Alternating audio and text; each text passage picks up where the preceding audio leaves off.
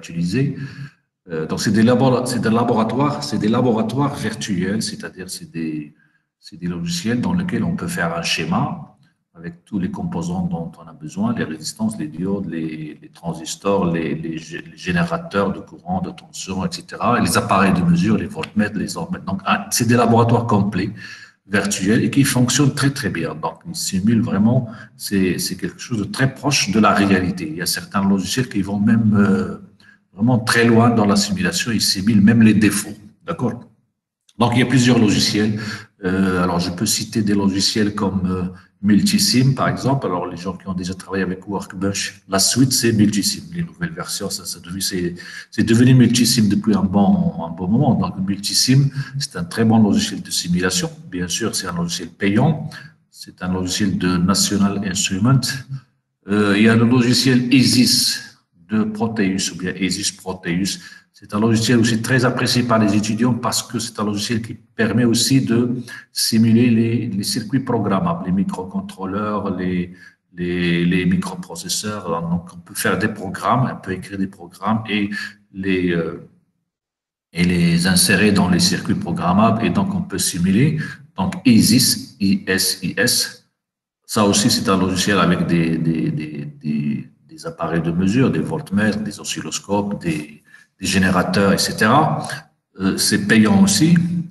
D'autres logiciels, tout à l'heure, j'ai parlé de LT Spice.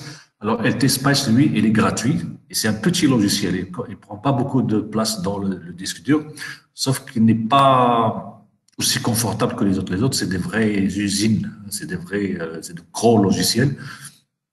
Mais il se base sur le même principe. Alors, tous ces logiciels se basent sur ce qu'on appelle SPICE. C'est-à-dire, SPICE, c'est une sorte de langage pour simuler les composants électroniques. C'est-à-dire, quand vous faites un schéma, vous dessinez un point qui est la masse. Entre un point, la masse, et un autre point, vous avez un générateur. Entre le point A et le point B, vous avez une résistance de telle valeur. Entre le point B et le point C, vous avez donc, il fait ça comme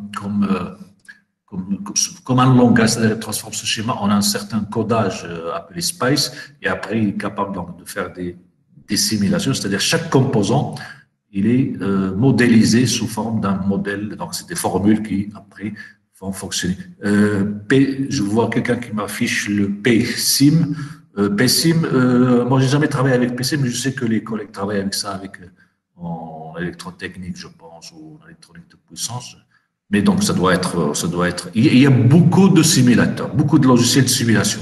Alors, le problème des logiciels de simulation, c'est que ça coûte cher. Il y a aussi ORCAD. ORCAD, c'est un logiciel très puissant, ORCAD de cadence. C'est très, très puissant et très fort, mais c'est des logiciels qui coûtent très cher, donc plusieurs millions de centimes. Alors, ils existent, bien sûr. Souvent, il y a des étudiants qui utilisent soit des versions, parfois on trouve des versions de démonstration, enfin, des versions pour étudiants. Des fois, on trouve des versions limitées, c'est-à-dire des versions gratuites, mais on ne peut pas tout faire avec. Mais en général, ils sont largement suffisantes. C'est-à-dire, par exemple, certains logiciels, ils disent, ils n'acceptent pas que vous faites des schémas avec plus de 10 transistors, je ne sais pas. Alors, nous, souvent, un transistor, deux transistors, c'est suffisant. Donc, ça marche bien. Donc, il faut éviter d'utiliser des versions craquées parce que normalement, vous n'avez pas le droit. Un logiciel, ça coûte de l'argent. Donc, il faut acheter la licence. Les licences sont chères. Mais si vous prenez une version craquée, normalement, vous êtes en infraction. Vous n'avez pas le droit. Surtout si vous allez diffuser. Parce que maintenant, avec les enseignements à distance, vous aurez peut-être besoin de faire des démonstrations sous forme de vidéo, de vous rendre des rapports. Ça peut être sous forme de vidéo ou même en format texte avec des images, des courbes, par exemple, tracées sur des logiciels avec licence. Si vous n'avez pas la licence, donc vous n'avez pas le droit de diffuser ça. Et donc, vous risquez d'être en infraction. C'est pour ça qu'il vaut mieux utiliser des logiciels gratuits comme LT Spice, où il y a des démonstrations qui sont gratuites, des versions allégées mais suffisantes. Sinon, alors ça, c'est des logiciels que, en général, on doit installer sur son PC. Alors parfois, ce sont des logiciels très, très lourds. C'est des logiciels qui peuvent avoir plusieurs gigas ou alors plusieurs centaines de mégas, ça dépend. Mais sinon, maintenant, de plus en plus, on a des solutions en ligne. C'est-à-dire, par exemple, si vous avez l'habitude de travailler avec Multisim, si vous n'avez pas Multisim installé, que vous ne voulez pas l'installer sur votre ordinateur, vous pouvez tout simplement taper www.multisim.com et vous aurez une version donc en ligne, c'est-à-dire elle vous donne le droit de travailler en ligne. Donc vous pouvez prendre des composants, vous faites votre schéma.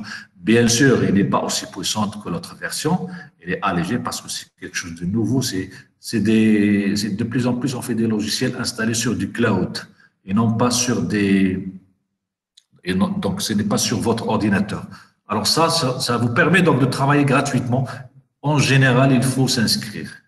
En général, il faut avoir un compte, donc il faut s'inscrire. Si vous vous inscrivez, ils vont vous demander un mail. Alors, l'autre fois, j'avais des étudiants qui m'ont posé la question, est-ce qu'on va utiliser notre mail institutionnel ou non? Alors, ça dépend. Donc, en général, c'est des logiciels sérieux, mais vous savez que les logiciels, après, ils prennent vos mails et après, ils vont vous envoyer des publicités, vous envoyer si vous n'avez pas envie de ça, vous donnez une autre. Vous n'êtes pas obligé de donner votre mail institutionnel parce que le mail institutionnel, c'est votre identité dans l'université. Donc, il faut bien le conserver le plus propre possible. Vous pouvez avoir d'autres mails sur Gmail ou sur n'importe quel autre. C'est ce que je fais, moi. Je ne donne pas mon mail institutionnel à tout le monde, mais je crée des boîtes mail pour ce genre, parce que des fois, vous inscrivez dans un logiciel juste pour tester. Donc, ça va durer un jour, 2 jours, après, ça ne vous plaît pas, vous l'oubliez, mais vous restez inscrit, donc ils vont vous envoyer des emails, ça fait de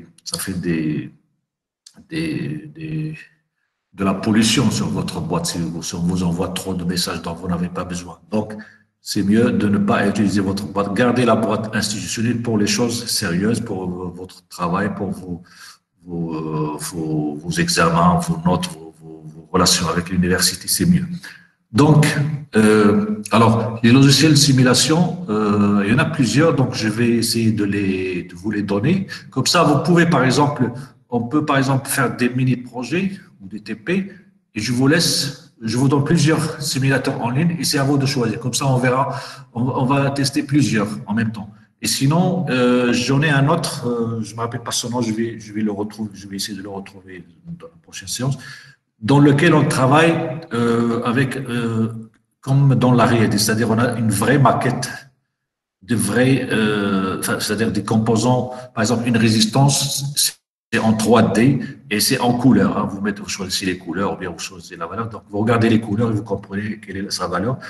Et c'est pas très puissant, c'est-à-dire il n'y a pas tous les composants comme les autres, mais pour faire des TP, c'est largement suffisant. Pour faire des TP, pour faire des mini-projets, etc. Quelqu'un propose Altium, oui, c'est un logiciel aussi. Il y en a beaucoup, de plus en plus, il y a des logiciels. Donc, l'avantage d'un simulateur en ligne, d'un logiciel qui tourne en ligne, c'est que vous pouvez l'utiliser où que vous soyez. Il suffit d'avoir un ordinateur et une connexion Internet. Vous pouvez même l'utiliser depuis un téléphone ou depuis une tablette, mais parfois, c'est pas très bien parce que la façon comment on prend les composants, c'est par la souris.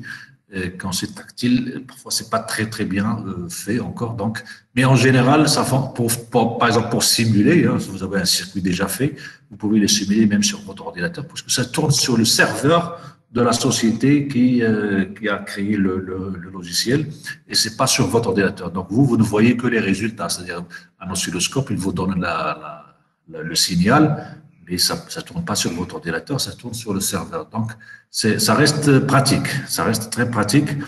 Et en général, ce genre de simulateur en ligne, alors pourquoi ils font ça? Alors, c'est gratuit, mais ça leur permet, c'est-à-dire que tout ce que vous faites comme travail reste stocké.